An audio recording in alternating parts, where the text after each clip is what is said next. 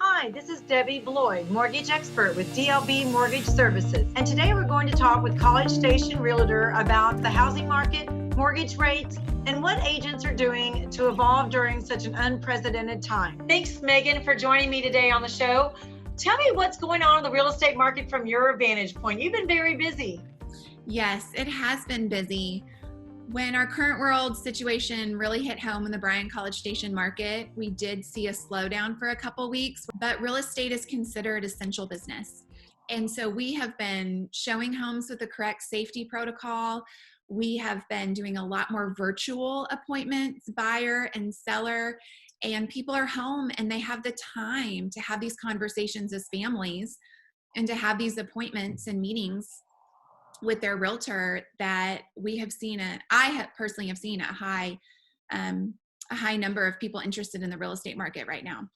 I think you had told me before that homes are very important, and I think all people like us that are in the business feel that your home is your safe haven. No time has it been more important than now. I don't think anyone's ever spent as much time in their homes as they have now with their family and their furnishings. And I think we're going to see a resurgence of people redecorating. They're tired of looking at the same stuff.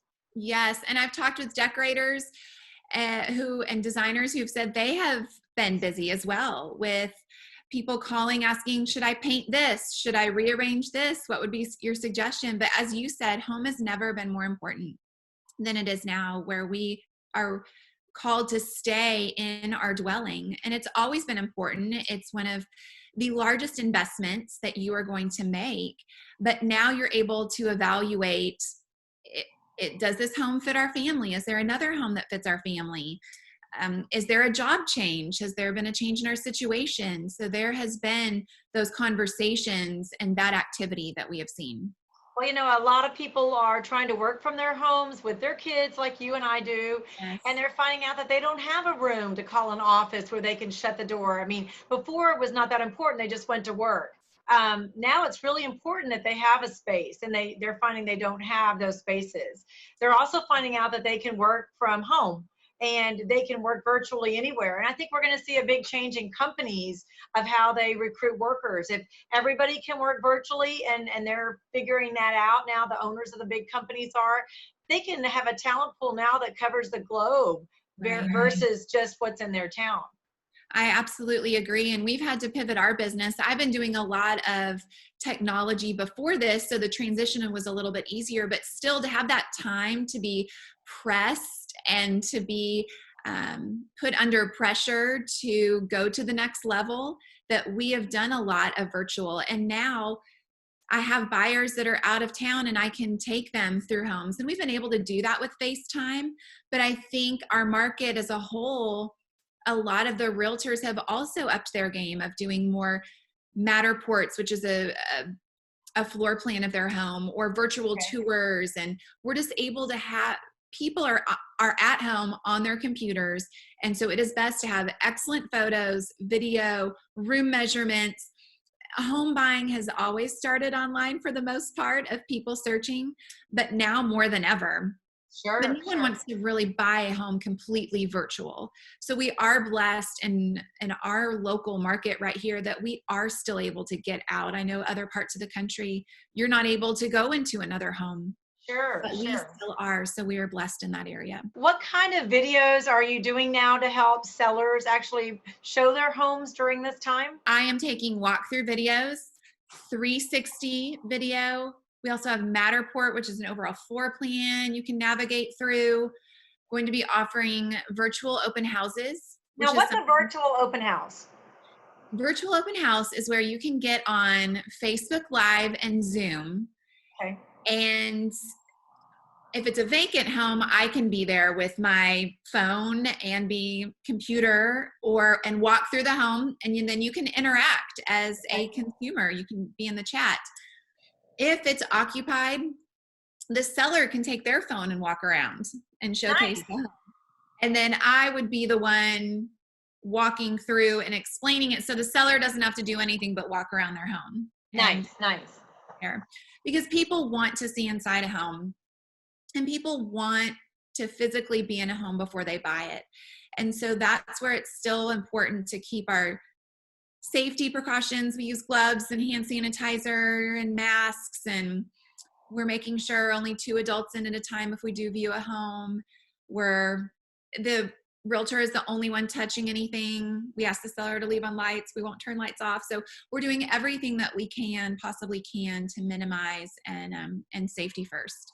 And what we want people to know also is that mortgages can still be pre-approved. I am busier than I've ever been before with both refinances and purchases, because if people go through these vacant homes and they want to make an offer, the process is the same. Everything Yes. is the same. They just have to get out there and do it. Yes. And now is a good time to buy because of the low mortgage rates.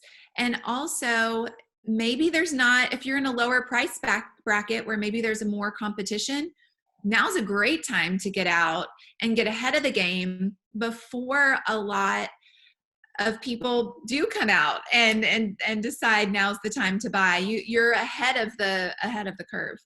And we want that to happen. So how that works in the mortgage world is we go ahead and get all their paperwork. We get them pre-approved. I have a blanket letter that we send you with. And then when you do get ready to make an offer on a property, we put in the exact address and what you're offering, Megan, so that everybody knows exactly what the deal is on the letter, and they know what they're pre-approved for, and you can negotiate from there. And that's so important that they go that route first. So important, because then you have confidence in what you're searching for is within the pricing that you would like to be in, and having those conversations of how much you want your monthly payment to be, and so vital before even walking in homes. Sure. There's nothing worse than walking into a home that you can't afford, and then you're really going to like it, and then you can't get it. So yes. And in our local market, sellers do not want to even consider an offer if it does not come with a pre-qualification letter.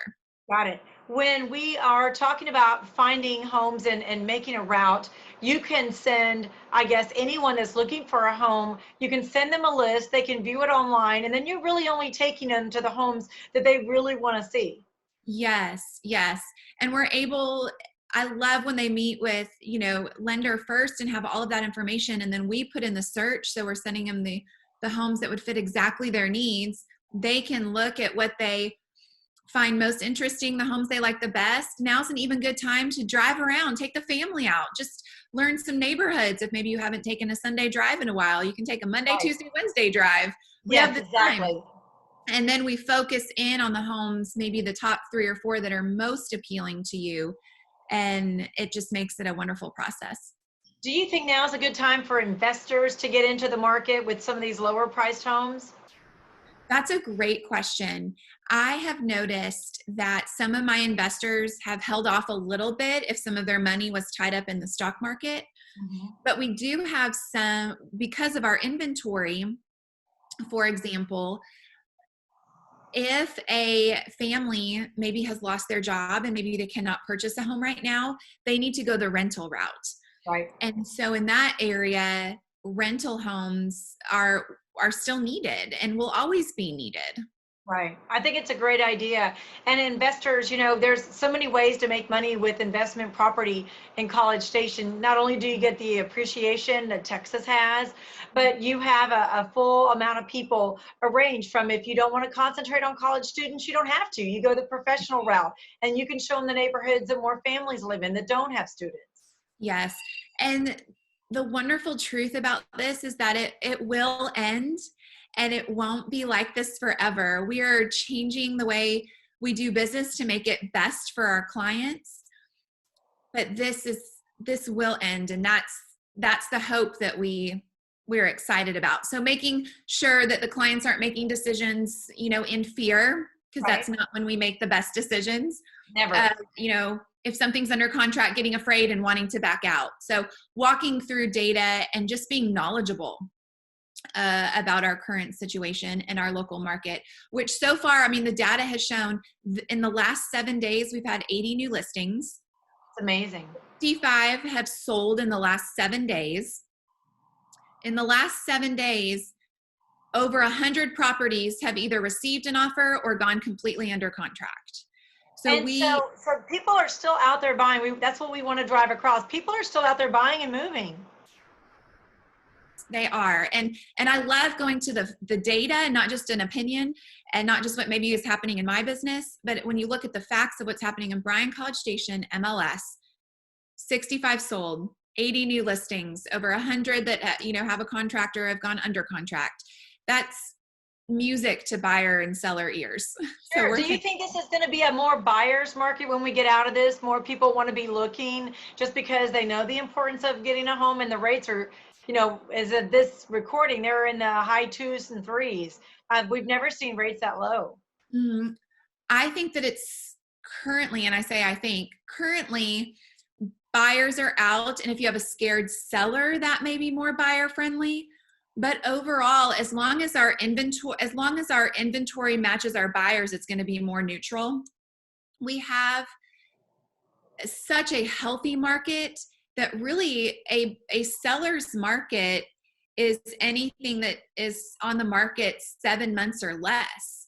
And we are still seeing that, although we like something to be sold in a week or a day. Sure.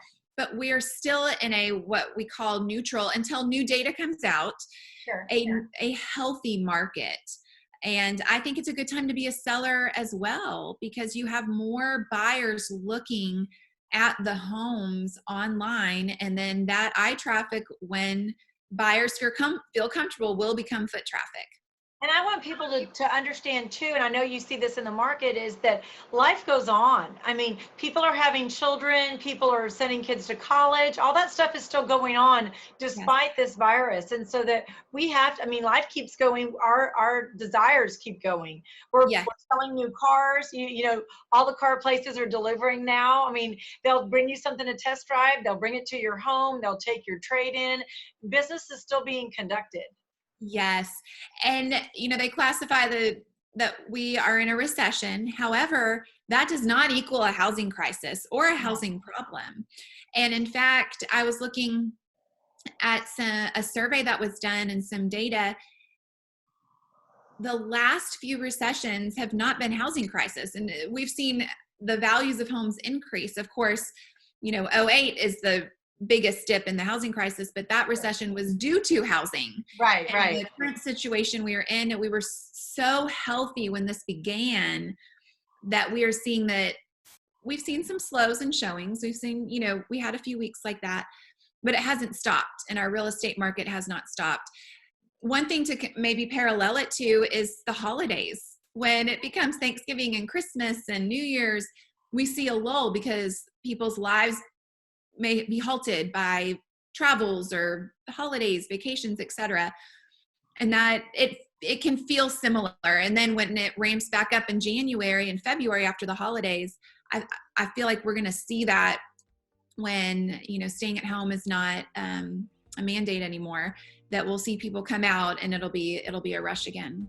People still have to keep moving across the country. They get relocated. And I think this has proven, like we said before, that a lot of people can work from home anywhere. So they can live in the city of their choice and work anywhere. And I think we'll see more families going to that.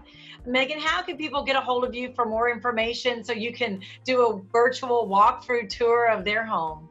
Yes. So all of my information is on my website. It's my name, meganbock.com.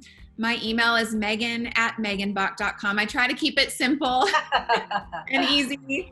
My phone, do you want me to get my phone number as well? Yeah, please. Okay, it's 281-782-3979. It is a Houston number. I received that phone when I was 16 years old and never changed it. I grew up in Houston, and it would be way too hard to change now. So it is a 281 number. But I think we're seeing more phone numbers that don't match where people live because they just travel around and they've had phones since they were 16. Megan, if people want to get more information, they can get it off your website, or you'll be happy to email them anything they want about the College Station market and who's moving in and what price of homes are available. Absolutely. I would love to help them. Yes. My website, meganbock.com. They can call, they can text, they can email. I'm available. You're here to help with kids. And I know everybody's trying to work from home with kids. Tell your kids thanks for letting us have a few minutes of your time. Thank you so much. Thanks, Megan.